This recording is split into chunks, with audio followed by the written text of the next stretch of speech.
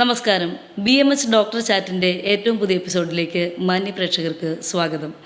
നമുക്കറിയാം, മനുഷ്യരുടെ ജീവിതത്തിൽ ദൈനംദിന പ്രവർത്തനങ്ങളിൽ ആന്തരിക അവയവങ്ങൾക്കുള്ള പ്രാധാന്യം വളരെ വലുതാണ്. ഇതിലേതെങ്കിലും ഒരു അവയവം പണിമുടക്കിയാൽ അല്ലെങ്കിൽ തകരാറിലായി കഴിഞ്ഞാൽ ഒരുപക്ഷെ ഒരു മനുഷ്യൻ്റെ ജീവിതം വഴിമാറിപ്പോകാം. അതുമായി ബന്ധപ്പെട്ട വലിയൊരു പ്രാധാന്യമുള്ള വിഷയമാണ് ഇന്ന് നമ്മൾ ഒരു ഡോക്ടറുമായി നിങ്ങൾക്ക് മുമ്പിൽ പങ്കുവയ്ക്കുന്നത്. ഇന്ന് നമുക്കിപ്പോൾ ഉള്ളത് തൊടുപുഴ ബേബി മെമ്മോറിയൽ ഹോസ്പിറ്റലിലെ കൺസൾട്ടൻറ്റ് നെഫ്രോളജിസ്റ്റ് ഡോക്ടർ രഞ്ജിനി രാധാകൃഷ്ണനാണ്. വൃക്കകൾ തകരാറിലാകുമ്പോൾ ഡയാലിസിസ് ചികിത്സ തേടുന്ന പല രോഗികളെയും നാം കണ്ടിട്ടുണ്ട്, നമുക്കിടയിലും സമൂഹത്തിലുമെല്ലാം. ആ ഒരു രോഗികൾക്കുള്ള ഒരു അവബോധവും അവരുടെ ഉറ്റവർക്കും ഹോസ്പിറ്റൽ സംബന്ധമായി ജോലി ചെയ്യുന്നവർക്കും മറ്റ് പൊതുസമൂഹത്തിൽപ്പെട്ട എല്ലാവർക്കും ഉപകാരപ്രദമായ ഡയാലിസിസിനെ പറ്റിയുള്ള ഒരു എക്സ്ക്ലൂസീവ് എപ്പിസോഡാണ് നിങ്ങൾക്ക് മുമ്പിൽ ഞാൻ സ്വാഗതം ചെയ്യുന്നു. നമസ്കാരം, ഡോക്ടർ രഞ്ജിനി രാധാകൃഷ്ണൻ. നമസ്കാരം. ഇന്ന് സമൂഹത്തിൽ വളരെയധികം കൂടി വരുന്ന ഒരു പ്രവണത കാണുന്ന രോഗമാണ് കിഡ്നി ഫെയിലിയർ. ആ കിഡ്നി ഫെയിലിയറിൻ്റെ അവസാന ഘട്ടത്തിലാണോ ഡയാലിസിസ്? എന്താണ് വൃക്കരോഗവും ഡയാലിസിസും? സിംപ്ലി നമ്മുടെ പ്രേക്ഷകർക്ക് വേണ്ടിയിട്ട് ഒന്ന് പറയും. വൃക്കരോഗം അഥവാ കിഡ്നി ഡിസീസ്, അതിനെ നമുക്ക് വൃക്കകൾക്ക് സ്ട്രക്ചറിലും അവരുടെ ഫങ്ഷനിലും ഉണ്ടാവുന്ന മാറ്റങ്ങളാണ്. അത് കുറച്ചേറെ നാൾ നിന്ന് കഴിയുമ്പോൾ അതിനെ നമ്മൾ ക്രോണിക് കിഡ്നി ഡിസീസിനും, പെട്ടെന്നുണ്ടാവുന്ന തൽക്കാലത്തേക്ക് അല്ലെങ്കിൽ കുറച്ച് ചെറിയ കാലഘട്ടം മാത്രം ഉണ്ടാവുകയാണെങ്കിൽ അതിനെ അക്യൂട്ട് കിഡ്നി ഡിസീസ് എന്നും പറയും. അപ്പോൾ അതിൻ്റെ ഡ്യൂറേഷൻ വെച്ചിട്ട് അതിനെ അക്യൂട്ടും ക്രോണിക്കുമായിട്ട് നമ്മൾ ഡിവൈഡ് ചെയ്യും. അതിൽ ക്രോണിക് കിഡ്നി ഡിസീസ് അഥവാ സ്ഥായിയായ വൃക്കസ്തംഭനം ഉണ്ടായി അത് സ്റ്റേജ് കൂടി വർദ്ധിച്ച് 5ാമത്തെ ഘട്ടത്തിലേക്ക് സ്റ്റേജിലോട്ട് വന്നു കഴിയുമ്പോഴാണ് രോഗി ഡയാലിസിസിലേക്കായി മാറുന്നത്. വൃക്കരോഗത്തിന് കാരണം എന്താവാം മാഡം? പൊതുവെയുള്ള കാരണങ്ങൾ എന്തൊക്കെയാണ്? പൊതുവേ ക്രോണിക് കിഡ്നി ഡിസീസിൽ ഏറ്റവും പ്രധാനപ്പെട്ട കാരണം എന്ന് പറയുന്നത് ഡയബറ്റീസ് തന്നെയാണ്. നമ്മുടെ സമൂഹത്തിൽ ഡയബറ്റീസ് ആണ് ഏറ്റവും വലിയൊരു റീസൺ ക്രോണിക് കിഡ്നി ഡിസീസ് ഉണ്ടാവാൻ ഉള്ളത്. അതിലൊരു CKD പേഷ്യൻസ് എടുത്തു കഴിഞ്ഞാൽ തന്നെ ഒരു 35 to 40% രോഗികളും ഡയബറ്റീസ് മൂലം ക്രോണിക് കിഡ്നി ഡിസീസായി ഡയാലിസിസിലോട്ടായി പോകുന്നതാണ് കാണുന്നത്. മറ്റു കാരണങ്ങൾ എന്ന് പറയുന്നത് നമ്മുടെ ഹൈപ്പർ ടെൻഷൻ, പിന്നെ അല്ലാണ്ട് വൃക്കകൾക്ക് തന്നെ വരുന്ന രോഗങ്ങളായ polycystic kidney disease, auto immune disease, glomerulonephritis, കിഡ്നിയെ തന്നെ ബാധിക്കുന്ന പല അസുഖങ്ങൾ മൂലവും ക്രോണിക് കിഡ്നി ഡിസീസ് ആയി പോകാറുണ്ട് രോഗികൾ. ഒരു 35%ഓളം കാരണം ഡയബറ്റീസ് ആണെന്ന് പറഞ്ഞു. പക്ഷേ നമ്മുടെ നാട്ടിൽ ഏറ്റവും കൂടുതലുള്ളൊരു ഡിസീസും ഡയബറ്റീസാണ്. അപ്പോൾ ആളുകൾ ഈ കിഡ്നി രോഗത്തെക്കുറിച്ചുള്ള അവബോധം കുറവായതുകൊണ്ടാണോ ഡയബറ്റീസിനെ എന്തോ ഒരു ചെറുതായി കാണുന്നൊരു പ്രവണത കാണുന്നുണ്ട്? അതെ, പൊതുസമൂഹത്തിൽ നമുക്ക് എസ്പെഷ്യലി കേരളത്തിൽ അല്ലെങ്കിൽ ഇന്ത്യയിൽ തന്നെ, അതിൽ പ്രത്യേകിച്ച് എടുത്ത് പറയേണ്ടത് കേരളം ഡയബറ്റീസ് ക്യാപിറ്റൽ എന്ന് തന്നെ വിശേഷിപ്പിക്കാവുന്ന ഒരു സ്ഥലമാണ്. ഒരുപാട് നമുക്ക് ഡയബറ്റീസ് രോഗികളുണ്ട്. പക്ഷെ പലപ്പോഴും രോഗികളിൽ അവർക്ക്, എനിക്ക് തോന്നുന്നു ഇപ്പോൾ പിന്നെയും കുറച്ചുകൂടി ബോധവൽക്കരണം കാരണം വന്ന് കിഡ്നി, വൃക്കകൾ, പ്രോട്ടീൻ ലീക്ക് കാര്യങ്ങൾ ചെക്ക് ചെയ്യണമെന്ന് പറയാറുണ്ട്. അല്ലെങ്കിൽ പൊതുവേ ഡയബറ്റീസിനെ വെറും ഒരു ലഘുവായ വലിയ ബുദ്ധിമുട്ടില്ല, ഷുഗർ മാത്രമേ ഉള്ളൂ, പറയത്തക്ക അസുഖം ഇല്ല എന്ന് കൺസിഡർ ചെയ്യുന്ന രോഗികളെയാണ് നമ്മൾ അധികവും കാണാറുള്ളത്. മേ ബി അത് ഡയബറ്റീസിൻ്റെ ആ ഒരു സീരിയസ്നെസ്, അതിൻ്റെ കോംപ്ലിക്കേഷൻ എന്തൊക്കെ വരാം എന്നുള്ളതിനെക്കുറിച്ച് വലിയ ധാരണയില്ലാത്തതാവാം പ്രോബ്ലം. അല്ലെങ്കിൽ ഡയബറ്റീസ് ഉണ്ട്, എന്തൊക്കെയോ മരുന്ന് അതിന് കഴിക്കുന്നുണ്ട്, പക്ഷെ അത് കൃത്യമായിട്ട് ഷുഗർ കൺട്രോൾ ആണോ, അതിൻ്റെ കോംപ്ലിക്കേഷൻസ് വരുന്നുണ്ടോ എന്നുള്ള കാര്യങ്ങൾ നോക്കാത്തതിൻ്റെ കുഴപ്പങ്ങളും ആകാം. സോ ഡ്യൂറേഷനും കൺട്രോളും ഏറ്റവും ഇമ്പോർട്ടൻ്റ് ആണ്. മേ ബി അതിനത്രത്തോളം പ്രാധാന്യം കൊടുക്കാത്തതുകൊണ്ടാവാം നമ്മൾ കോംപ്ലിക്കേഷൻസ് അധികവും കാണുന്നത്. വൃക്കരോഗിയായ ഒരു വ്യക്തി ഡയാലിസിസിലേക്ക് പോകുന്നതിന് തൊട്ട് മുമ്പായി എത്രത്തോളം ആണ് അതിൻ്റെ ഒരു തീവ്രത ബാധിക്കുന്നത്? എങ്ങനെയാണ് ശരീരത്തെ, എന്താണ് പ്രകടമാകുന്നത് ഡയാലിസിസ് നമ്മൾ പ്രിഫർ ചെയ്യുന്നതിന് മുമ്പ്? ക്രോണിക് കിഡ്നി ഡിസീസ് എന്ന് പറയുമ്പോൾ അതിനെ നമുക്ക് കിഡ്നിയുടെ പ്രോട്ടീൻ ലീക്ക് എത്രത്തോളം മൂത്രത്തിൽ പോകുന്നു, പിന്നെ കിഡ്നിയുടെ GFR എന്ന് പറയും, ക്രിയാറ്റിൻ വെച്ചിട്ട് നമ്മൾ കാൽക്കുലേറ്റ് ചെയ്യുന്ന ഗ്ലോമറുലാർ ഫിൽട്രേഷൻ റേറ്റ് ആണ്. അപ്പോൾ ഇത് രണ്ടും കാൽക്കുലേറ്റ് ചെയ്തിട്ടാണ് നമ്മൾ ഏത് സ്റ്റേജിലാണ് രോഗി എന്നുള്ളത് തീരുമാനിക്കുന്നത്. അതിൽ ഒരു സ്റ്റേജ് 3 തൊട്ടേ പേഷ്യൻ്റ് ലക്ഷണങ്ങൾ വന്നു തുടങ്ങും. വളരെ ഏർലി സ്റ്റേജിലെല്ലാം ലക്ഷണങ്ങൾ എന്ന് പറയുന്നത് രാത്രി കാലങ്ങളിൽ ഒരുപാട് പ്രാവശ്യം മൂത്രം ഒഴിക്കാൻ എണീക്കുക, അളവിൽ കൂടുതൽ ചിലപ്പോൾ മൂത്രം പോവുക, അതിയായ ക്ഷീണം അനുഭവപ്പെടുക, അങ്ങനെയുള്ള ലക്ഷണങ്ങളായിരിക്കാം. കുറച്ചുകൂടി കഴിയും തോറും യൂറിയയും ക്രിയാറ്റിനും വർദ്ധിച്ചു വരും തോറും ശരീരത്ത് പിന്നെ ഛർദ്ദിക്കാൻ വരവ്, വിശപ്പില്ലായ്മ, അങ്ങനെയുള്ള ലക്ഷണങ്ങൾ കാണാറുണ്ട്. പിന്നെ കുറേയും കൂടി വർദ്ധിച്ചു വരുന്നവരും കാലിൽ നീര്, മുഖത്ത് നീര്, പിന്നെ ശ്വാസം മുട്ടൽ, അങ്ങനത്തെ ലക്ഷണങ്ങളെല്ലാം വരാറുണ്ട്. ഒരു രോഗി ഡയാലിസിസിലോട്ട് ആക്കണം അല്ലെങ്കിൽ തുടങ്ങണമെന്ന് തീരുമാനിക്കുന്ന നമ്മൾ രോഗലക്ഷണങ്ങൾ കണ്ടിട്ടും പിന്നെ ക്രിയാറ്റിൻ വാല്യൂസും എല്ലാം കൂടി ക്ലിനിക്കലി കോറിലേറ്റ് ചെയ്തിട്ടാണ്. യൂഷ്വലി ഒരു സ്റ്റേജ് 5 ആയി കഴിയുമ്പോഴത്തേക്കും നമ്മൾ രോഗിയോട് പറഞ്ഞു തുടങ്ങും ഡയാലിസിസിലോട്ട് ആയി പോകാൻ സാധ്യതയുണ്ട്, നമ്മൾ അതിന് പ്രിപ്പയർഡ് ആയിട്ട് ഇരിക്കണം എന്നുള്ളത്. വൃക്കകളുടെ തകരാറ് ബാധിച്ച് ഡയാലിസിസിലേക്ക് എത്തിപ്പെട്ട ഒരു പേഷ്യൻറ്റിന് തുടക്കത്തിൽ ഡയാലിസിസ് വേണ്ടി വരുമ്പോൾ എത്ര സൈക്കിൾ, അല്ലെങ്കിൽ ഓരോ വ്യക്തിയിലും അത് വ്യതിയാനപ്പെട്ടിരിക്കുമോ? എങ്ങനെയാണ് ഡയാലിസിസ് എത്ര എണ്ണം വരെ കൊടുക്കണം? സാധാരണഗതിയിൽ രോഗിക്ക് നമ്മൾ ഡയാലിസിസ് സ്റ്റാർട്ട് ചെയ്യുമ്പോൾ 2 ഡയാലിസിസ് ആഴ്ചയിൽ വെച്ചിട്ടാണ് സ്റ്റാർട്ട് ചെയ്യുക. വളരെ ചുരുക്കം രോഗികളിൽ നല്ല യൂറിൻ ഔട്ട്പുട്ട് ഉണ്ട്, വലിയ രോഗലക്ഷണങ്ങളില്ല എങ്കിൽ നമ്മൾ ചിലപ്പോൾ ആഴ്ചയിൽ 1 പറയും. പക്ഷെ ബഹുഭൂരിഭാഗം രോഗികളിലും ആഴ്ചയിൽ 2 ഡയാലിസിസ് വെച്ചിട്ട് സ്റ്റാർട്ട് ചെയ്യും. ചിലവരിൽ ഒരുപാട് ലക്ഷണങ്ങൾ കൂടുതലാണ്, നീര് കൂടുതൽ, ശ്വാസമുട്ടൽ കൂടുതൽ എങ്കിൽ നമ്മൾ ആഴ്ചയിൽ 3 പറയും. അപ്പോൾ നമ്മൾ യൂഷ്വലി 2 വെച്ച് സ്റ്റാർട്ട് ചെയ്യുന്നു, പിന്നീട് അത് ഫോളോ അപ്പ് ചെയ്ത് ചില രോഗികളിൽ ആഴ്ചയിൽ 3 ഡയാലിസിസ് ആണ് നമ്മൾ റെക്കമെൻഡ് ചെയ്യുന്നത്. ഡയാലിസിസ് എന്ന് പറയുന്ന പ്രോസസ്സ് കേട്ടിട്ടുണ്ട്, എന്നിരുന്നാലും ഒരു 2-3 മണിക്കൂറുകൾക്കൊക്കെ അപ്പുറം വേണ്ട ഒരു പ്രോസസ്സാണെന്ന് കേട്ടിട്ടുണ്ട്. എന്താണ് ഡയാലിസിസിൽ ചെയ്യുന്ന ഒരു പ്രോസസ്സ് മാഡം ശരീരത്തിൽ? ഓക്കെ, വൃക്ക തകരാറിലാവുമ്പോൾ നമ്മുടെ വൃക്കകൾ ശരീരത്ത് ചെയ്യുന്ന പല പ്രവർത്തനവും നടക്കുന്നില്ല. അതായത് നമ്മുടെ ശരീരത്തിൽ ഉണ്ടാകുന്ന പല വേസ്റ്റും പിന്നെ ഇലക്ട്രോലൈറ്റ്സും പിന്നെ യൂറിൻ ഫ്ലൂയിഡും എല്ലാം പുറത്തോട്ട് നമുക്ക് പുറന്തള്ളാൻ പറ്റുന്നില്ല. അപ്പോൾ ഇതെല്ലാം ശരീരത്തിൽ കെട്ടി നിന്നിട്ട് ആ ടോക്സിക് യുറീമിക് ടോക്സിൻസ് എന്ന് പറയും, ആ ഒരു ടോക്സിൻസ് കാരണമുള്ള ലക്ഷണങ്ങളാണ് ശരീരത്തിൽ കാണപ്പെടുന്നത്. അപ്പോൾ ഡയാലിസിസ് പ്രക്രിയയിലൂടെ നമ്മൾ ഈ ടോക്സിൻസിനെയും ഈ ഫ്ലൂയിഡിനെയും പുറത്തോട്ട് കളയാനാണ് ഒരു മെഷീൻ്റെ സഹായത്തോടുകൂടി ചെയ്യുന്നത്. അതിൽ പ്രധാനമായിട്ടും ഒരു നീഡിൽ വഴി പുറത്തോട്ട് ബ്ലഡ് എടുക്കുകയും ആ ബ്ലഡ് ഒരു ഫിൽറ്റർ, ഡയാലിസിസ് ഫിൽറ്റർ എന്ന് പറയും, ആ ഫിൽറ്ററിലൂടെ ബ്ലഡ് പാസ് ചെയ്യുകയും ചെയ്യും. ആ ഫിൽറ്ററിന് എതിർവശേ അതിൻ്റെ പുറമെ നമ്മുടെ ഡയാലിസിസ് ഫ്ലൂയിഡ് പോകുന്നുണ്ട്. അപ്പോൾ ഈ ഒരു ഡിഫ്യൂഷൻ വഴി ബ്ലഡിൻ്റെ അകത്തുള്ള ടോക്സിൻസ് ഡയാലിസിസ് ഫ്ലൂയിഡിലോട്ട് പോവുകയും ശരീരത്തിലുള്ള ടോക്സിൻസ് പുറന്തള്ളപ്പെടുകയും ചെയ്യാം. അതിൽ കുറേയൊക്കെ നമ്മുടെ ഫ്ലൂയിഡും റിമൂവ് ചെയ്യുന്നുണ്ട് നമ്മൾ. അപ്പോൾ ബേസിക്കലി ടോക്സിൻസും ഫ്ലൂയിഡും നമ്മളൊരു മെഷീൻ്റെ സഹായത്തോടു കൂടി പുറത്തേക്ക് തള്ളുന്നു. ബ്ലഡാണോ ആക്ച്വലി പുറന്തള്ളുന്നത്?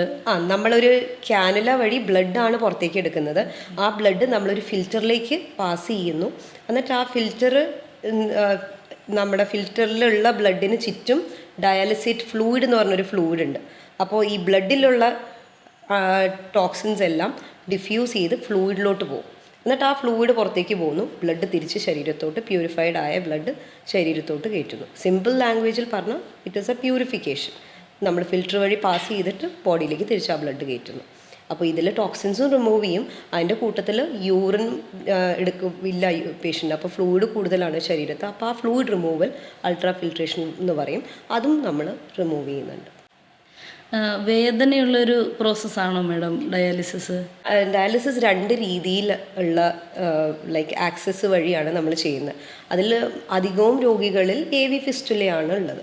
അപ്പോൾ AV ഫിസ്റ്റുല എന്ന് പറയുന്നത് ചെറിയ ഒരു ആർട്ടറിയും വെയിനും കൂടി യോജിപ്പിച്ച് വച്ചിട്ടുള്ള ഒരു ചെറിയൊരു ആക്സസ് സൈറ്റാണ്. നമ്മുടെ കയ്യിൽ ഒരു ഓപ്പറേഷൻ ചെയ്ത് ഒരു ആർട്ടറിയും ഒരു വെയിനും കൂടി യോജിപ്പിച്ച് നമ്മൾ ഡയാലിസിസിന് വേണ്ടി റെഡിയാക്കി വെച്ചിട്ടുള്ളൊരു ആക്സസ് ആണ്. അപ്പോൾ അതുവഴി നമ്മൾ ഒരു സൂചി, ഒരു 16 ഗേജ് അല്ലെങ്കിൽ 17 ഗേജ് ഉള്ള നീഡിൽ കയ്യിലോട്ട് കുത്തിയിട്ടാണ് നമ്മൾ ഡയാലിസിസ് ചെയ്യുന്നത്. അപ്പോൾ ഡെഫിനറ്റ്ലി പ്രിക്ക് ഉള്ളപ്പോൾ വേദന ഉണ്ടാവും. അപ്പോൾ അത് 2 നീഡിൽ നമ്മളകത്തോട്ട്, ഒരെണ്ണം പുറത്തേക്ക് ബ്ലഡ് എടുക്കാനോ ഒരെണ്ണം അകത്തോട്ട് കയറ്റാനോ, അപ്പോൾ 2 നീഡിൽ പങ്ക്ചർ ഒരു ഡയാലിസിസ് സമയത്ത് ഉണ്ടാകും. അപ്പോൾ നമുക്ക് വേണമെങ്കിൽ ഒരു ലോക്കൽ അനസ്തെറ്റിക് അപ്ലൈ ചെയ്യാം, പക്ഷേ അധികവും രോഗികളിൽ അത് ചെയ്യാറില്ല, ഡയറക്റ്റ്ലി ക്യാനുലേറ്റ് ചെയ്യുക ചെയ്യുന്നത്. അപ്പോൾ പെയിൻഫുൾ പ്രൊസീജിയർ ആണോ എന്ന് ചോദിച്ചാൽ ക്യാനുലേഷൻ സമയത്തുള്ള വേദന ഉണ്ടാവും. മിക്കവാറും പേഷ്യൻസ് പക്ഷേ യൂസ് ടു ആവും ആ പെയിനിന്. ഇനിയിപ്പോൾ ഇതല്ല ഡയാലിസിസ് കത്തീറ്ററാണ് ഉള്ളത് എങ്കിൽ പിന്നെ ആ കത്തീറ്റർ ഇടുന്ന സമയത്തുള്ള വേദനയേ ഉള്ളൂ. പിന്നീട് ആ കത്തീറ്റർ വഴി നമുക്ക് ഡയാലിസിസ് മെഷീനിലേക്ക് ഡയറക്റ്റ്ലി കണക്ട് ചെയ്യും. അത് എത്ര നാൾ വരെ ഉപയോഗിക്കാൻ പറ്റും കത്തീറ്റർ ആണെങ്കിൽ? ഡയാലിസിസ് കത്തീറ്റർ ആണെങ്കിൽ 2 വിധത്തിലുള്ളതാണ്. ടെമ്പററി കത്തീറ്റർ ഉണ്ട്, പെർമനൻറ്റ് കത്തീറ്റർ ഉണ്ട്. അതിൽ ടെമ്പററി കത്തീറ്റർ എന്ന് പറയുന്നത് നമുക്ക് ഒരുപാട് നാൾ ഉപയോഗിക്കാൻ പറ്റില്ല. മാസങ്ങൾ, അതായത് 1-2 മാസം, അതിൽ കൂടുതൽ അത് കൊണ്ടുപോകാൻ പറ്റില്ല. അതിൽ കൂടുതലായി കഴിഞ്ഞാൽ ഇൻഫെക്ഷൻ റിസ്ക് കൂടുതലാണ്, കത്തീറ്റർ ബ്ലോക്കും കോംപ്ലിക്കേഷൻസിനും ചാൻസ് കൂടുതലാണ്.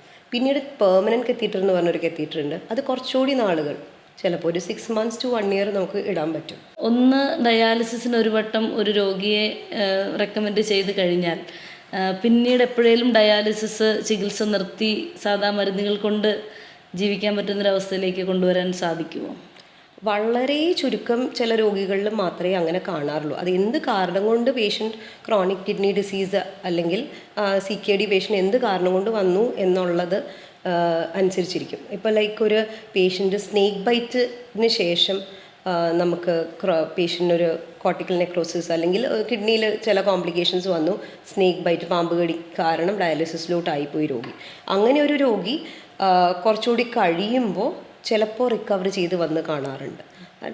അപ്പോൾ ആ പേഷ്യൻറ്റിന് പാമ്പ് കടി മൂലമുണ്ടായ കോശങ്ങളുടെ ഡാമേജ് മറ്റു കോശങ്ങൾ ടേക്ക് ഓവർ ചെയ്ത് ഇമ്പ്രൂവായി വന്ന ഒരു അവസ്ഥ. പക്ഷേ പൊതുവേ ക്രോണിക് കിഡ്നി ഡിസീസ് ആയ ഒരു രോഗി കിഡ്നിക്ക് വന്ന അസുഖം മൂലം അല്ലെങ്കിൽ നമ്മുടെ ഡയബറ്റീസ് കാരണമുള്ള ഡാമേജ് ആണെങ്കിൽ ഇമ്പ്രൂവായി ഡയാലിസിസ് ഇല്ലാണ്ട് മുന്നോട്ട് പോകാൻ സാധ്യത വളരെ കുറവാണ്. മാഡം, പാമ്പ് കടിച്ചു എന്ന് പറഞ്ഞു, നമ്മൾ കേട്ടിട്ടുണ്ട് ഈ അണലി പോലുള്ള പാമ്പുകൾ കടിച്ചിട്ടുണ്ടെങ്കിൽ വൃക്കയാണ് ബാധിക്കുന്നത്. അപ്പം ഡയാലിസിസിലേക്ക് പോയാൽ അതിനൊരു റിക്കവറി ഉണ്ടാകുമോ? അത് നമുക്ക് ഈ വൈപ്പർ എന്ന് പറയും അണലി. അപ്പോൾ അണലിയുടെ വയറ്റിന് മേജറായിട്ട് ഹീമോടോക്സിക് ആണ്, പിന്നെ കിഡ്നിയെ നെഫ്രോടോക്സിസിറ്റി ഉണ്ടാക്കും. അപ്പോൾ അങ്ങനെയുള്ള ബൈറ്റിന് നമുക്ക് കിഡ്നിയുടെ ചില ഏരിയാസ് കോർട്ടിക്കൽ, അതായത് കിഡ്നിയുടെ മോൾ ഭാഗത്തുള്ള പുറമേയുള്ള ഏരിയാസിൽ കുറേ ഏരിയാസിൽ നെക്രോസിസ് സംഭവിച്ച് കുറച്ച് കോശങ്ങൾ നശിച്ചു പോകും. അത് കുറച്ച് ഏരിയ മാത്രമേ എഫക്റ്റഡ് ആയിട്ടുള്ളൂ എങ്കിൽ പേഷ്യൻ്റ് റിക്കവറായി വരാറുണ്ട്. പക്ഷെ അത് എല്ലാ രോഗികൾക്കും അങ്ങനെ ആവണം എന്നില്ല. പാർഷ്യൽ ഏരിയ മാത്രമേ എഫക്റ്റഡ് ഉള്ളൂ എങ്കിൽ പേഷ്യൻ്റ് റിക്കവറായി വരാറുണ്ട്. കംപ്ലീറ്റ് ആയിട്ട് കിഡ്നിയുടെ മേൽഭാഗം നമുക്ക് ഡാമേജ് സംഭവിച്ചിട്ടുണ്ടെങ്കിൽ റിക്കവറി ചാൻസസ് കുറവാണ്. ആഴ്ചയിൽ 2 അല്ലെങ്കിൽ 3 ദിവസമൊക്കെ ഡയാലിസിസ് പേഷ്യൻസ് ചെയ്യും എന്ന് പറഞ്ഞു. അപ്പോൾ അങ്ങനെയുള്ളപ്പോൾ അവരുടെ ഒരു ഡെയിലി ലൈഫിനെ അത് വളരെ കാര്യമായി ബാധിക്കുന്ന ഒരു അവസ്ഥയില്ലേ? കാരണം 3 ദിവസത്തിൽ ഡയാലിസിസായി ഹോസ്പിറ്റലിൽ സ്പെൻഡ് ചെയ്തു, അതിനുശേഷമുള്ള 4 ദിവസങ്ങൾ ജോലി, മറ്റ് ജീവിതത്തിലെ കാര്യങ്ങൾ എല്ലാം ഒരു സ്തംഭിച്ച് നിൽക്കുന്ന അവസ്ഥയിലേക്ക് വരുമോ? പേഷ്യൻ്റ് നോർമൽ ലൈഫ് സാധ്യമാണോ? പേഷ്യൻ്റിന് ഡയാലിസിസ് ആഴ്ചയിൽ 2-3 എടുക്കുമ്പോൾ അതിൽ 4 hours ആണ് ഡയാലിസിസ് ഡ്യൂറേഷൻ. അപ്പോൾ അത് നോക്കിക്കഴിഞ്ഞാൽ ആഴ്ചയിൽ 3 എന്ന് പറയുന്ന രോഗി മൺഡേ, വെനസ്ഡേ, ഫ്രൈഡേ ആയിരിക്കും വന്നെടുക്കുന്നത്, അല്ലെങ്കിൽ ട്യൂസ്ഡേ, തേഴ്സ്ഡേ, സാറ്റർഡേ, ഇങ്ങനെ ഒരു ഷെഡ്യൂളായിരിക്കും യൂഷ്വലി കൊടുക്കുന്നത് നമ്മൾ. അപ്പോൾ 4 hours ഈ ഹോസ്പിറ്റലിൽ അവർ സ്പെൻഡ് ചെയ്യണം. അപ്പോൾ ചുരുക്കത്തിൽ നോക്കിക്കഴിഞ്ഞാൽ എവറി ഓൾട്ടർനേറ്റ് ഡേ അവർ ഹോസ്പിറ്റലിൽ വരണം. എന്നിരുന്നാലും നമുക്ക് 2 രീതിയിലുള്ള രോഗികളും ഉണ്ട്. തനിയെ വണ്ടി ഓടിച്ച് വന്ന് ഡയാലിസിസ് എടുത്ത് കുഴപ്പമൊന്നുമില്ലാതെ തനിയെ വണ്ടി ഓടിച്ച് പോകുന്ന രോഗികളുണ്ട്. ഇതുകൂടാതെ തീരെ വയ്യാത്ത രോഗികളുണ്ട്, കൂടെ ആരെങ്കിലും സഹായത്തിന് വരുന്നവരുണ്ട്, പ്രായമായ രോഗികളുണ്ട്. അപ്പോൾ ബാക്കിയുള്ള ടൈം അവർക്ക് നോർമൽ ലൈഫ് തന്നെ കുഴപ്പമില്ല, ലൈക്ക് അതിന് വേറെ റെസ്ട്രിക്ഷൻസോ കാര്യങ്ങളോ ഇല്ല. ഡയാലിസിസ് സമയത്ത് ഒരു 4 hours അവർ ഹോസ്പിറ്റലിൽ സ്പെൻഡ് ചെയ്യണം എന്നുള്ളതാണ്. പക്ഷെ അതിൽ പ്രാക്ടിക്കലി തിങ്കിങ് ഡിഫിക്കൽട്ടീസ് ഉണ്ട്. ഓൾട്ടർനേറ്റ് ഡേ വന്നം, കൂടെ ഒരാൾ എപ്പോഴും കൊണ്ടുവരാൻ വേണ്ടി വരും. അപ്പോൾ അങ്ങനത്തെ ഡിഫിക്കൽട്ടീസ് ഉണ്ട്. അപ്പോൾ ഡെഫിനറ്റ്ലി സോഷ്യൽ ലൈഫ് വളരെ ആംപേർഡ് ആവുന്ന ഒരു അവസ്ഥ തന്നെയാണ് ഇത്. തീർച്ചയായിട്ടും നമ്മുടെ കുടുംബമായാലും നമ്മളുടെ ആരോഗ്യ പ്രവർത്തകരായാലും സമൂഹമൊക്കെ ചേർത്ത് പിടിക്കേണ്ട ഒരു കാറ്റഗറിയാണല്ലേ ഡയാലിസിസ് രോഗികൾ. ഒരുപാട് കമ്പാഷൻ വേണ്ട ഒരു രോഗാവസ്ഥയാണ്. ബിക്കോസ് നമ്മൾ അങ്ങനത്തെ രോഗികൾ അവരുടെ ഡിഫിക്കൽട്ടീസ് ഒന്ന് ആലോചിച്ച് നോക്കിയാൽ മതി. ആഴ്ചയിൽ 3 ദിവസം ഹോസ്പിറ്റലിൽ സ്പെൻഡ് ചെയ്യുന്നു. ഒരു സെക്കൻഡ് ഹോം പോലെയാണ് പലർക്കും ഹോസ്പിറ്റലിൽ ഡയാലിസിസ് യൂണിറ്റ് എന്ന് പറയുന്നത്. അപ്പോൾ ഞങ്ങളാണെങ്കിലും അവരായിട്ട് ഇൻട്രാക്ട് ചെയ്യുമ്പോൾ they are like a family to us. അപ്പോൾ നമ്മൾ അവരോട് അത്രയും സ്നേഹത്തോടെ വേണം പെരുമാറാൻ, സോ ദാറ്റ് അവർക്കും ആ ഒരു ഇവിടെ വരുമ്പോൾ ഉള്ള ഫിയർ, അപ്രിഹെൻഷൻ, അവർക്കൊരു ഏലിനേറ്റഡ് ഫീലിംഗ് പോലും വരാതിരിക്കുന്നതാണ് എപ്പോഴും നമ്മളും നമ്മുടെ സൈഡിൽ നിന്നും വേണ്ടത്. അപ്പോൾ ഡെഫിനറ്റ്ലി അവരെ ചേർത്ത് പിടിക്കണം.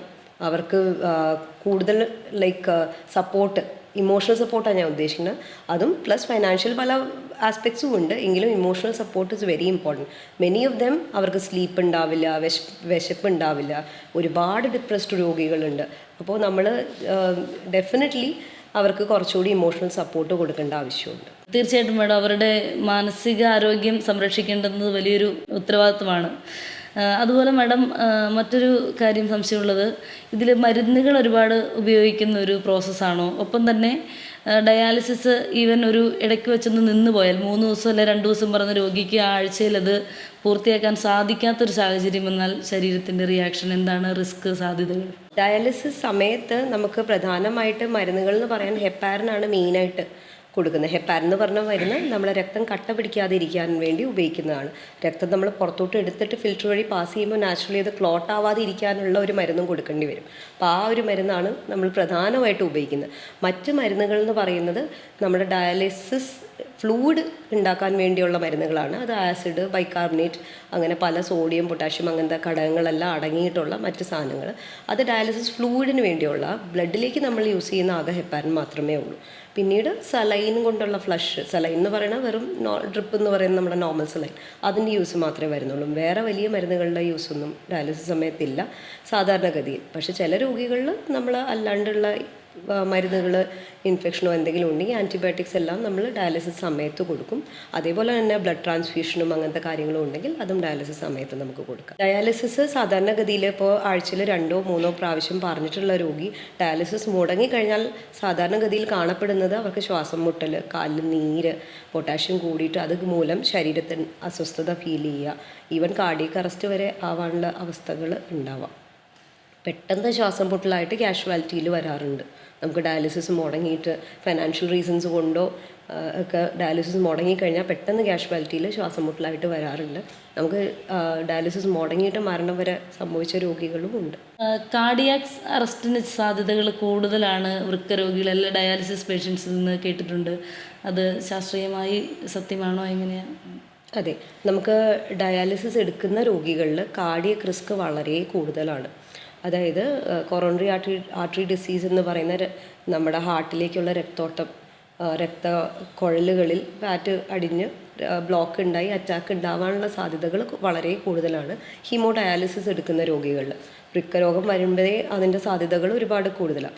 അത് കൂടാതെ തന്നെ ഡയാലിസിസ് സമയത്ത് BP ക്കുള്ള വേരിയേഷൻസ് ഒരുപാട് കൂടുതലായിരിക്കും. അതായത് BP കുറഞ്ഞു പോകാനും ഒരുപാട് കൂടി പോകാനുള്ള സാധ്യതകൾ വളരെ അധികമാണ് ഡയാലിസിസ് സമയത്ത്. അപ്പോൾ ഈ BP താന്നു പോകുന്ന സമയത്ത് ഹാർട്ടിലേക്കുള്ള രക്തോട്ടം കുറയുകയും അറ്റാക്ക് ഉണ്ടാവാനും ചാൻസ് കൂടുതലാണ്. അത് മാത്രമല്ല അറിത്മിയാസിൻ്റെ റിസ്ക്, അറിത്മിയ എന്ന് പറയുമ്പോൾ ഹാർട്ടിൻ്റെ ബീറ്റ് താളം തെറ്റി ബീറ്റ് ചെയ്യുക, അങ്ങനെ ഉള്ള അവസ്ഥകളും കൂടുതലാണ് ഡയാലിസിസ് രോഗികളിൽ.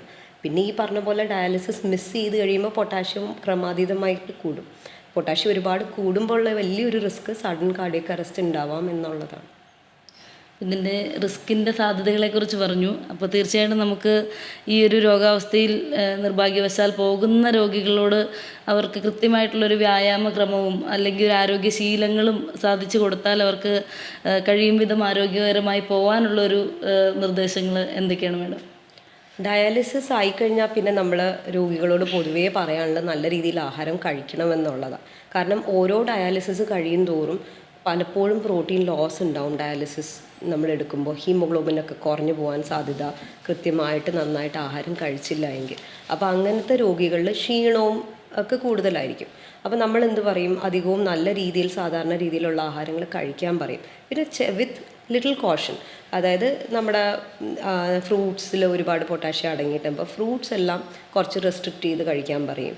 പിന്നെ പറ്റുന്ന രീതിയിൽ നന്നായിട്ട് ആഹാരം, പ്രോട്ടീൻ ഇൻടേക്ക് നന്നായിട്ട് എടുക്കാൻ തന്നെയാണ് പറയുന്നത്. ഡയാലിസിസിന് മുന്നേ ഒരുപാട് ഡയറ്റ് റെസ്ട്രിക്ഷൻസ് പറയാറുണ്ട് പേഷ്യൻസിനോട്, പ്രത്യേകിച്ച് പ്രോട്ടീൻ്റെ റെസ്ട്രിക്ഷൻ.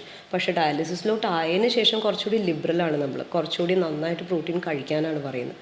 നമ്മുടെ വെയിറ്റ് ലോസ് ഉണ്ടാവാതെ വെയിറ്റ് മെയിൻറ്റെയിൻ ചെയ്യണം എന്നാണ് നമ്മൾ പറയുന്നത് ഡയാലിസിസ് ആയിക്കഴിഞ്ഞാൽ. നമ്മുടെ സമൂഹത്തിൽ കണ്ടുവരുന്ന ഒരു പ്രധാനപ്പെട്ട കാര്യമാണ് ഞാൻ ചോദിക്കുന്നത്.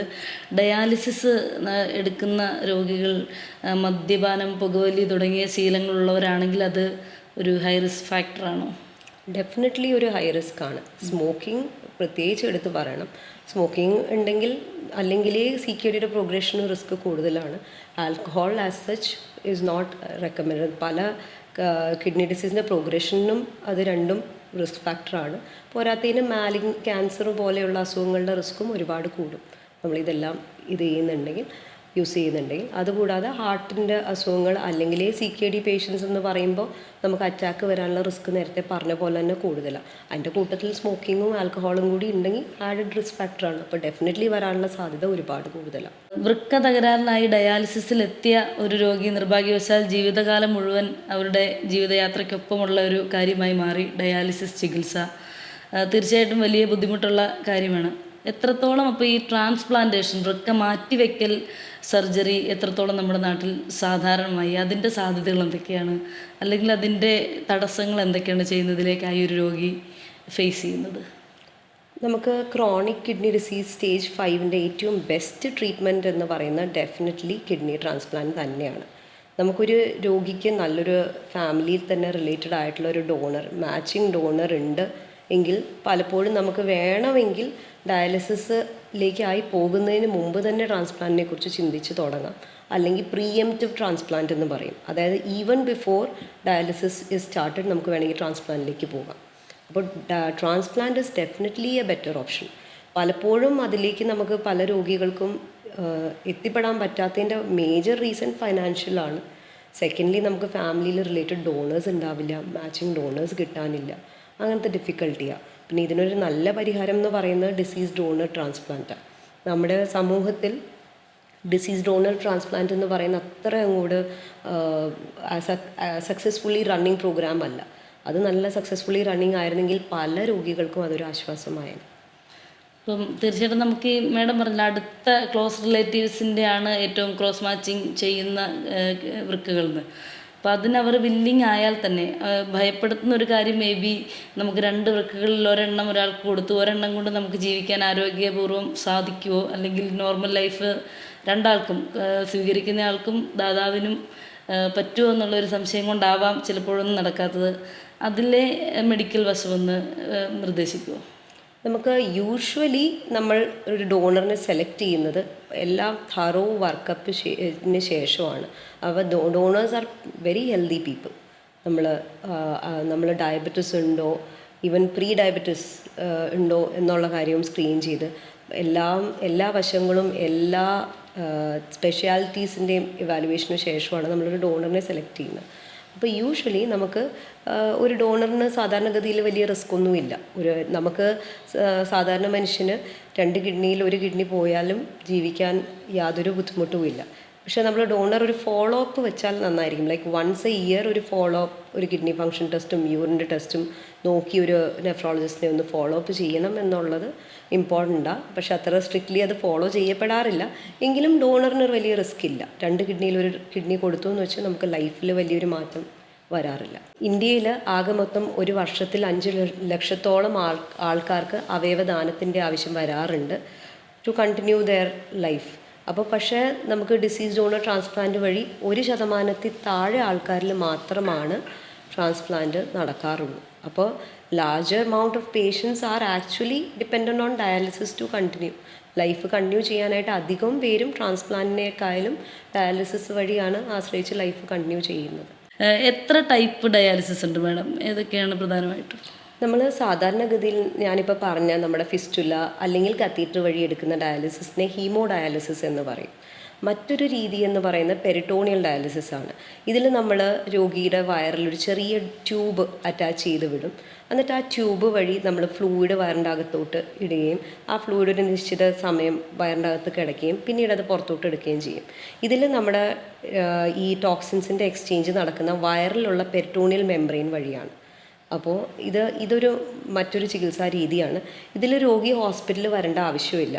നമ്മൾ ഈ ഒരു ട്യൂബ് ഇട്ട് അവരെ പഠിപ്പിച്ചു വിടും. വീട്ടിൽ തന്നെ അവർക്ക് ഈ 2 or 3 എക്സ്ചേഞ്ച് ബാഗ് ഫ്ലൂയിഡ് ഉണ്ട്, ആ ഫ്ലൂയിഡ് അകത്തോട്ടിടുന്നു, എക്സ്ചേഞ്ച് നടത്തുന്നു വീട്ടിൽ തന്നെ.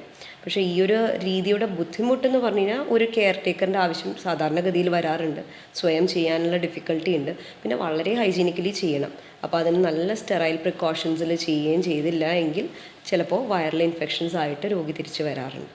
ഡയാലിസിസ് എടുക്കുന്ന രോഗികൾക്ക് ആഹാരക്രമം മാഡം സൂചിപ്പിച്ചിരുന്നു, മാനസിക പിന്തുണ പറഞ്ഞിരുന്നു. അതുപോലെ തന്നെ നമുക്ക് അവർക്ക് ഡെയിലിയിലുള്ള വ്യായാമം എങ്ങനെ മെയിൻറ്റെയിൻ ചെയ്യാം, എങ്ങനെ നടത്താം?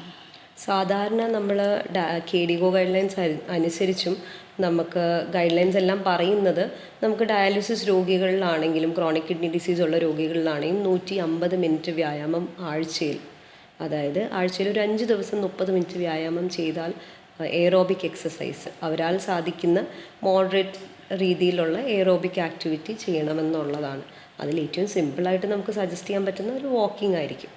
അപ്പോൾ ഒരു 30 മിനിറ്റ്സ് വാക്ക് പെർ ഡേ ചെയ്യുവാണെങ്കിൽ ഡെഫിനറ്റ്ലി അവരുടെ bone health, mental health, muscle strength എല്ലാത്തിനും നല്ല ഒരു ബെനിഫിറ്റ് ഉണ്ടാവും. പലപ്പോഴും പക്ഷേ പേഷ്യൻസിൻ്റെ ഡയറ്റും അവരുടെ പൊതുവേ ഉള്ള മാനസികവും ശാരീരികവുമായിട്ടുള്ള ആരോഗ്യസ്ഥിതി അതിനെ അനുവദിക്കില്ല. അപ്പോൾ ഇതിലാണ് കൂടെയുള്ളവരുടെയും നമ്മുടെയും സപ്പോർട്ട് എക്സ്ട്രാ പറഞ്ഞ് മോട്ടിവേറ്റ് ചെയ്യിച്ച് അവരെ കൊണ്ടത് ചെയ്യിക്കുവാണെങ്കിൽ definitely will have a positive impact. ഡയാലിസിസിൽ എല്ലാ വശങ്ങളും പറഞ്ഞു. എന്നിരുന്നാലും ആളുകൾ പൊതുവേ ചോദിക്കാൻ മടിക്കുന്നതായിരിക്കാം, ഒരു 2-3 ഡയാലിസിസൊക്കെ ആഴ്ചയിൽ എടുക്കുന്ന രോഗികൾക്ക് ദമ്പതികൾക്കിടയിൽ ഉള്ള ബന്ധത്തിന് തകരാറുണ്ടാവുമോ, പ്രതികൂലമായി ബാധിക്കുമോ? സാധാരണഗതിയിൽ അങ്ങനെ ഒരു ബുദ്ധിമുട്ട് പറയാറുണ്ട്. നമുക്ക് പേഷ്യൻസിന് അവരുടെ സെക്ഷുവൽ ലൈഫിനെ ഡെഫിനറ്റ്ലി എഫക്റ്റ് ചെയ്യാറുണ്ട്. പലപ്പോഴും ഹോർമോണൽ ഇംബാലൻസ് കാരണം സ്ത്രീകളിൽ പീരിയഡ്സിൻ്റെ ഇറഗുലാരിറ്റി വരാറുണ്ട്. അവർക്ക് അങ്ങനെ ഒരു സെക്ഷൽ ഏർജിന് ഡിഫിക്കൽട്ടിയും ഈവൻ ഫിസിക്കൽ ഡിസബിലിറ്റി മൂലം ആളുകളിലും ഹോർമോണൽ ചേഞ്ചസ് കാരണം അവരുടെ സെക്ഷൽ ലൈഫിനെ അത് സാരമായിട്ട് ബാധിക്കാറുണ്ട്. അത് പറയുന്നതിൻ്റെ കൂട്ടത്തിൽ തന്നെ നമ്മുടെ ട്രാൻസ്പ്ലാന്റിലേക്ക് പോവുകയാണ് രോഗിയെങ്കിൽ അവർ ഈ ഒരു sexual aspect of the life will be little more better. കുറച്ചുകൂടി ഇൻഫെർട്ടിലിറ്റി ഉള്ള രോഗികളിൽ because of the hormonal changes, ഈ ഒരു CKD ആയി കഴിയുമ്പോൾ ഉള്ള ഡിഫിക്കൽട്ടീസ്, അങ്ങനെയുള്ള രോഗികളിൽ ട്രാൻസ്പ്ലാന്റിന് ശേഷം പ്രഗ്നൻ്റ് ആയ സ്ത്രീകൾ വളരെ കോമൺ ആണ്. അപ്പോൾ പ്രഗ്നൻസിയും അതെല്ലാം can be planned after kidney transplant. ഡയാലിസിസിലേക്ക് ഒരു രോഗി എപ്പോൾ കടന്നു കഴിഞ്ഞാൽ കുറേ കാര്യങ്ങൾ നമുക്ക് ആരോഗ്യപരമായി മെഡിക്കൽ സപ്പോർട്ടോടെ നിന്നാലും കുറേ അധികം കാര്യങ്ങൾ കോംപ്രമൈസ് ചെയ്യേണ്ട ഒരു അവസ്ഥയുണ്ടല്ലേ. അപ്പോൾ തീർച്ചയായിട്ടും നമുക്ക് ചെയ്യാൻ പറ്റുന്ന, എനിക്ക് തോന്നുന്നു, വൃക്ക രോഗങ്ങൾ വരാതിരിക്കാനാണ് ആളുകൾ കൂടുതൽ ശ്രദ്ധിക്കേണ്ടതെന്ന്. എന്താണ് നമുക്കൊരു ഹെൽത്തി ലിവിങ്, വൃക്ക സംരക്ഷിച്ചുകൊണ്ട് തന്നെ നമ്മളൊരു ഉത്തരവാദിത്വം എടുത്തൊരു മനുഷ്യൻ ജീവിക്കുകയാണെങ്കിൽ ഉപദേശിക്കാവുന്ന കാര്യങ്ങൾ എന്തൊക്കെയാണ്? അതിൽ ഏറ്റവും പ്രധാനപ്പെട്ട കാരണം വൃക്ക രോഗത്തിന് നമ്മുടെ നാട്ടിൽ കാണപ്പെടുന്ന ഡയബറ്റീസാണ്. അപ്പോൾ ഏറ്റവും ആദ്യത്തെ റെക്കമെൻഡേഷൻ ഡയബറ്റിസ് രോഗികൾ അവരുടെ രോഗാവസ്ഥയെ വളരെ ലഘുവായി കാണാതെ ഷുഗറിനെ നല്ല സ്ട്രിക്റ്റായിട്ട് കൺട്രോൾ ചെയ്യുകയും റെഗുലർ ടൈമിൽ ഐ ചെക്കപ്പും കിഡ്നി ചെക്കപ്പിനും പ്രാധാന്യം നൽകിക്കൊണ്ട് ഉള്ള അതിനൊരു ഇമ്പോർട്ടൻസ് കൊടുക്കാനും നമ്മൾ ശ്രദ്ധിക്കണം. പിന്നീട് ബാക്കി പൊതുവേ ഒരു അസുഖവും ഇല്ലാത്തൊരു രോഗിയാണെങ്കിൽ അത്യാവശ്യം നല്ല ഒരു ഹെൽത്തി ഡയറ്റ്, എക്സസൈസ് ഫോളോ ചെയ്യുകയാണെങ്കിൽ that is the best thing to prevent ഒരു കിഡ്നി ഡിസീസ്. മറ്റ് അസുഖങ്ങളെ പറയുന്ന പോലെ തന്നെ kidney disease is also a life style disease. അപ്പം നല്ലൊരു ലൈഫ് സ്റ്റൈലാണ് നമ്മൾ ഫോളോ ചെയ്യുന്നത്, including our diet, exercise, sleep. ഇത് 3 കറക്റ്റ് ആണെങ്കിൽ കിഡ്നി ഡിസീസ് വരാതിരിക്കാൻ നമുക്ക് ഡെഫിനറ്റ്ലി ഇതാണ് ഏറ്റവും പ്രധാനമായിട്ട് ചെയ്യാൻ പറ്റുന്നത്. പിന്നീട് ഒരു word over the counter medicines, നമ്മളിപ്പോൾ വേദന സംഹാരികൾ അല്ലാണ്ട് ഡോക്ടറുടെ നിർദ്ദേശം ഇല്ലാതെ വാങ്ങുന്ന മെഡിസിൻസ്, അതെല്ലാം അങ്ങനെ കഴിക്കാതിരിക്കുക എന്നതും വളരെ പ്രധാനപ്പെട്ട ഒരു കാര്യമാണ്. അപ്പോൾ മെയിനായിട്ട് വൃക്ക രോഗം വരാതിരിക്കാൻ ഈ കാര്യങ്ങളൊക്കെയാണ് ശ്രദ്ധിക്കേണ്ടത്. മരുന്നുകളുടെ കാര്യം സൂചിപ്പിച്ചുകൊണ്ട് പറയണം, നമുക്ക് വേദന സംഹാരികൾ തുടങ്ങിയ സാധാരണയായി കഴിക്കുന്ന മരുന്നുകൾ ഒരളവിൽ കൂടുതൽ നമ്മൾ സ്ഥിരമായി കഴിക്കുകയാണെങ്കിലുള്ള വൃക്കരോഗങ്ങളുടെ സാധ്യത എത്രത്തോളമാണ്? അതിൽ പല മരുന്നുകളിലെയും നമ്മളൊരു പ്രിസ്ക്രിപ്ഷൻ ഇല്ലാതെ വേദന സംഹാരികൾ പോലെയുള്ള മരുന്ന് ഓവർ ദ കൗണ്ടർ ചുമ്മാ നമുക്ക് വേദന വരുമ്പോൾ വാങ്ങിച്ച് കഴിച്ചു കഴിഞ്ഞാൽ ഡെഫിനറ്റ്ലി വൃക്ക തകരാറിലാവാനുള്ള സാധ്യത കൂടുതലാണ്.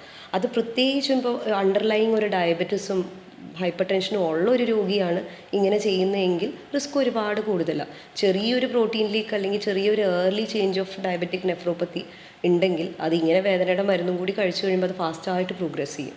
അപ്പോൾ അതുകൊണ്ട് ഏതൊരു രോഗിയും വേദന സംഹാരികൾ ഒരു ഡോക്ടറുടെ പ്രിസ്ക്രിപ്ഷനോ നിർദ്ദേശമോ ഇല്ലാതെ കഴിക്കാതിരിക്കുന്നതാണ് ഏറ്റവും നല്ലത്. ബിഫോർ കൺക്ലൂഡിങ് ഞാൻ എന്താ പറയാൻ ഉദ്ദേശിക്കുന്നതെന്ന് വെച്ച് കഴിഞ്ഞാൽ, നമ്മുടെ ഡയാലിസിസ് പേഷ്യൻസ് എപ്പോഴും ഒരു നെഗ്ലക്റ്റഡ് ഗ്രൂപ്പാണ്. സമൂഹത്തിലും അതെ, പലപ്പോഴും വീട്ടിൽ തന്നെ അവരൊരു ബേർഡനാണ് for the caretaker also.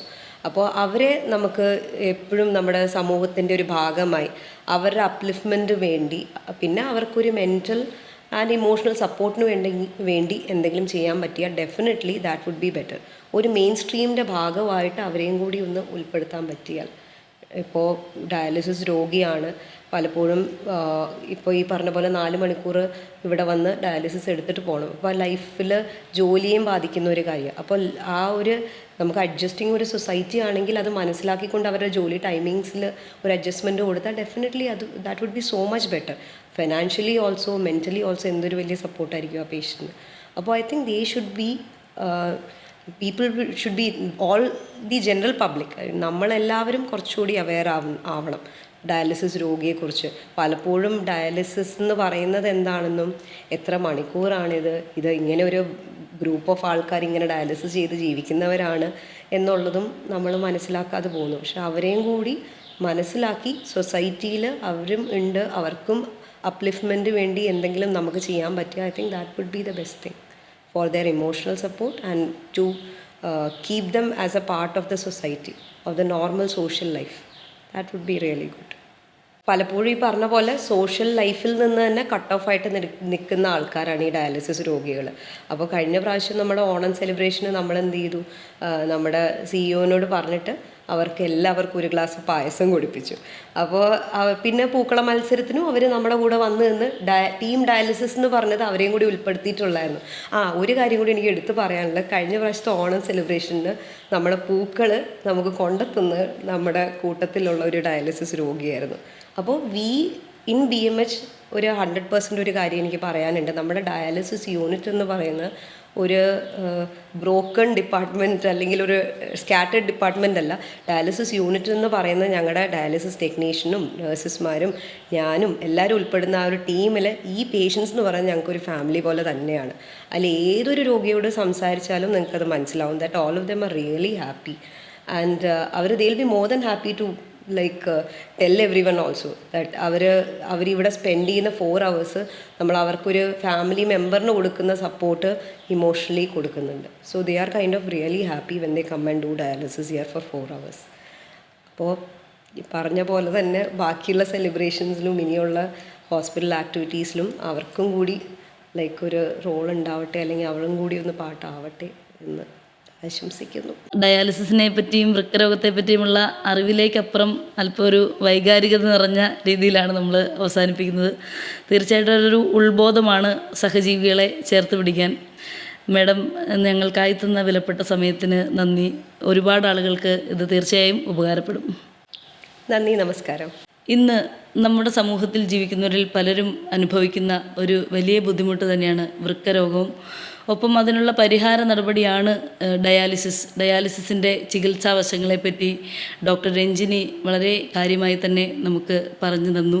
വൃക്ക രോഗബാധിതരായി ഡയാലിസിസിലൂടെ കടന്നു പോകുന്ന രോഗികൾക്ക് ചികിത്സയ്ക്കപ്പുറം അവരുടെ പ്രിയപ്പെട്ടവരും ബന്ധുക്കളും എല്ലാവരും, ആരോഗ്യ പ്രവർത്തകരാണെങ്കിലും പൊതുസമൂഹമാണെങ്കിലും ചേർത്ത് പിടിക്കേണ്ട, അവർക്ക് മാനസിക പിന്തുണ നൽകേണ്ടതിൻ്റെ പ്രാധാന്യം ഡോക്ടർ വളരെ ഗൗരവമായി തന്നെ നമുക്ക് മനസ്സിലാക്കി തന്നു.